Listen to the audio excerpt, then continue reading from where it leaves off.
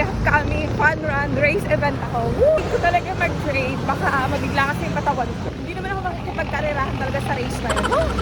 Basta i-enjoyin ko lang yung takbo. Pero syempre, kahit hindi ka makikipag-race, dapat mag-training. Kasi baka mabigla yung katawan natin.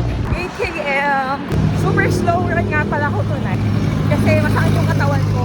At masakit yung katawan natin, kailangan natin tumakbo. Charot lang.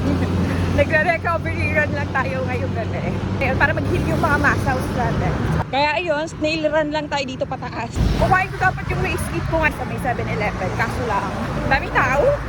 Hindi ko na kinuha. Susunod na lang. 12 km. 10 km lang dapat ako today. Pero dahil nag-enjoy tayo ng run, ayun, gawin na natin, dagdagan na natin, gawin natin 60 km. Let's go!